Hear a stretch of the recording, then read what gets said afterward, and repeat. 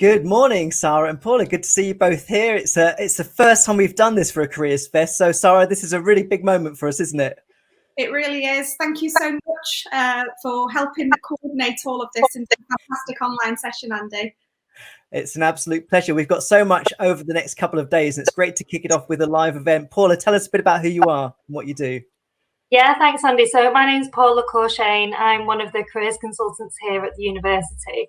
So I sit within Careers and Enterprise, and our job is to help students with all things to do with careers. So that could be helping them with looking at things like CVs, mock interviews. We do lots of workshops live for students around a range of different topics. But we also have the enterprise side of our team who are very much focused on helping students that are maybe interested in business. So again, doing one-to-one appointments and doing a lot of live workshops. So hopefully can bring some careers and enterprise knowledge to the session today. That's fantastic. And it's so important because I think careers is so different from what it was certainly when I started off. I think people have multiple careers and they go through different sort of periods in their lives. And it's quite a more dynamic process now and period, isn't it? Isn't it, Paula? Yeah, definitely. And I think what is worth highlighting actually is that there is so much support for our students too here at the university. And that's not just while they're a student, but also once they've graduated.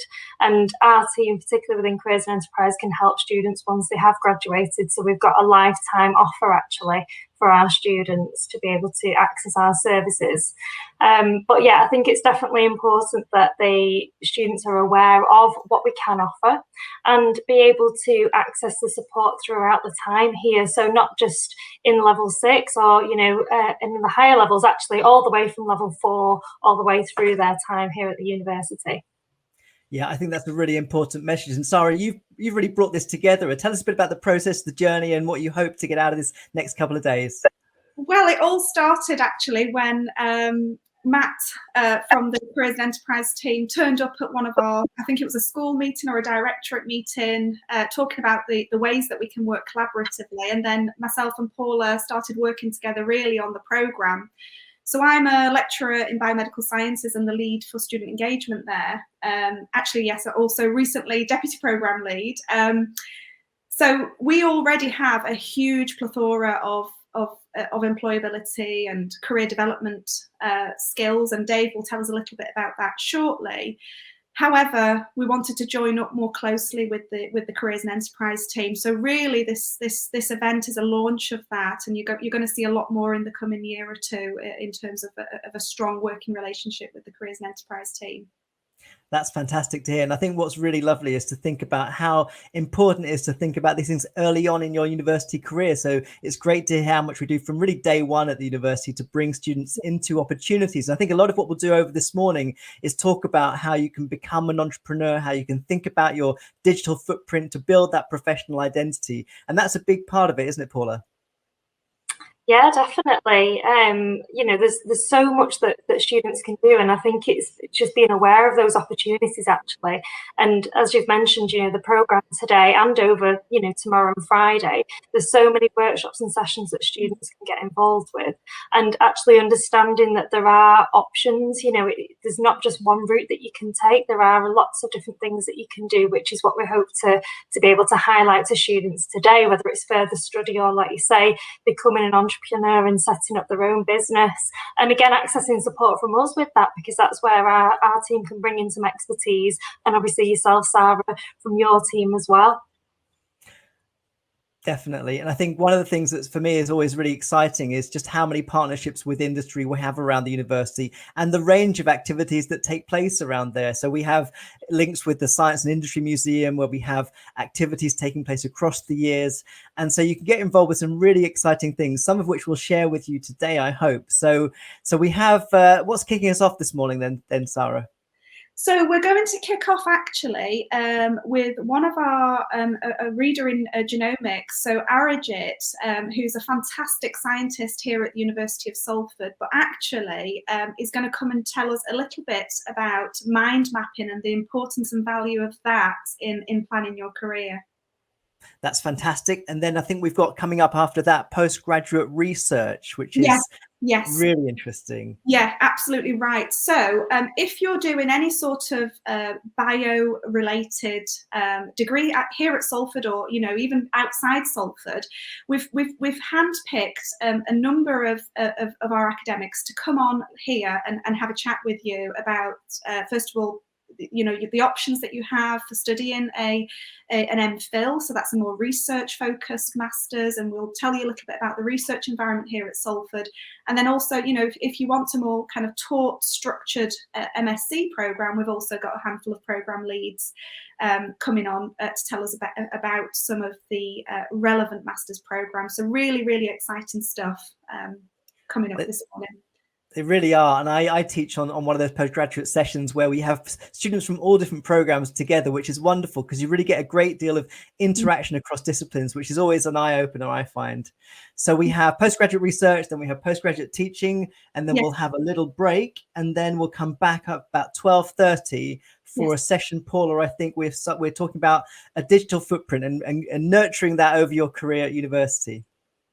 Yeah, definitely talking about the digital footprint, but also talking about social media as well, and how effective that can be with things like networking for finding opportunities and uncovering a lot of the jobs market, which I think some students, they don't use that approach actually. So it would be useful for them to find out about how they can use social media, definitely. And then Sarah, we're very lucky to have a couple of students join us in the next session, aren't we?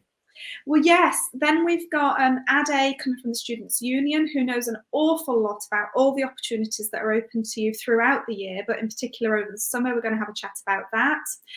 We've then got Nadia Patil, who is a member of the Biomed SOC, very, very successful student who launched the Bioscientist magazine together with some of her student colleagues, is going to come on and tell us about opportunities that are available over the summer to build your CV. And we'll talk about building your CV with those extracurricular activities, absolutely essential. Fantastic. And then Paula, we finish with a session about entrepreneurship. Tell us a little bit about that. Yeah, so we've invited Lauren and Paul, who are both enterprise advisors. So they work with students talking about how to go about setting up your own business. So if you were thinking of becoming freelance, what are the things that you need to consider?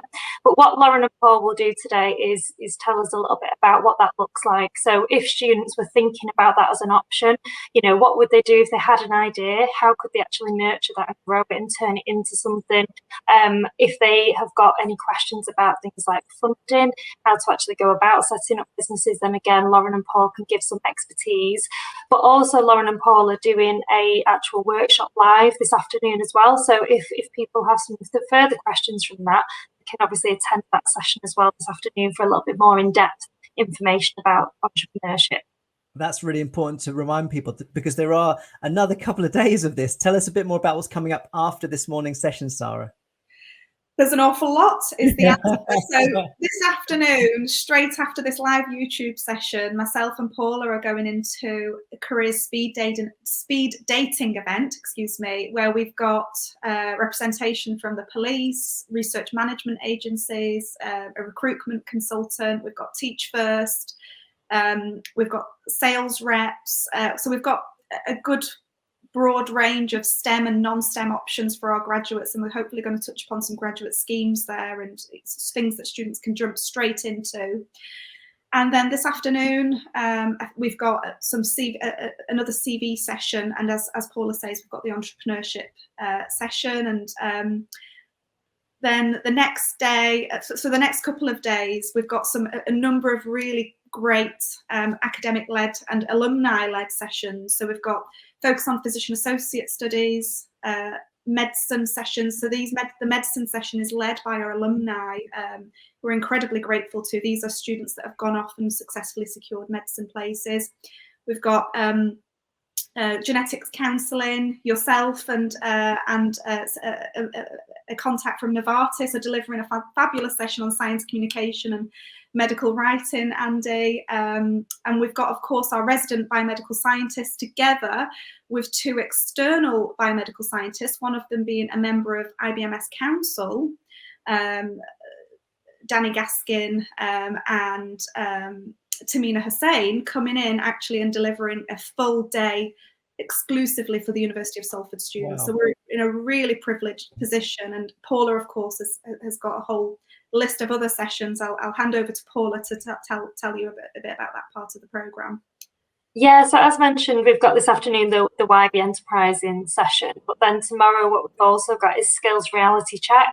So that is for students to start to think about how they can articulate and understand what their skills are, particularly when they're moving into going for interviews and employment opportunities. It's really important to know what your skills are, and if there are gaps that employers are requiring, there's a gap between your own skills, then how you can actually understand that and put a plan in place to be able to develop those skills to make you more employable.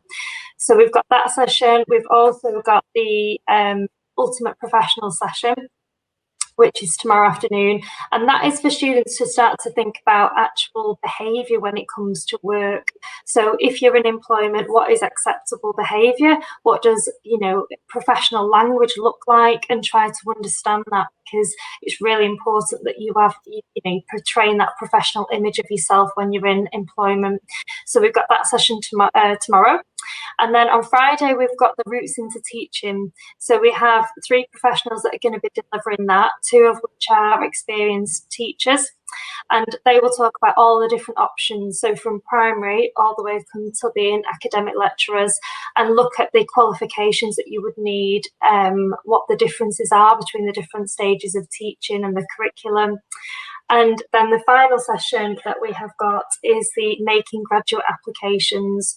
So that one is looking more at actual, when you're actually making your applications, where are the avenues to look? So it's not just about looking, on a couple of different websites online. There are lots of different routes that you can take. And actually that links nicely into what we said we'll touch on today with social media and networking. So looking at those different options. But then also, once you've found those graduate vacancies that you want to apply for, how can you actually make yourself stand out? So what are the things you need to think about when you're filling in those application forms, and how are you going to be able to demonstrate your competencies? And going back to those skills I've mentioned, how can you actually communicate those effectively in your application forms?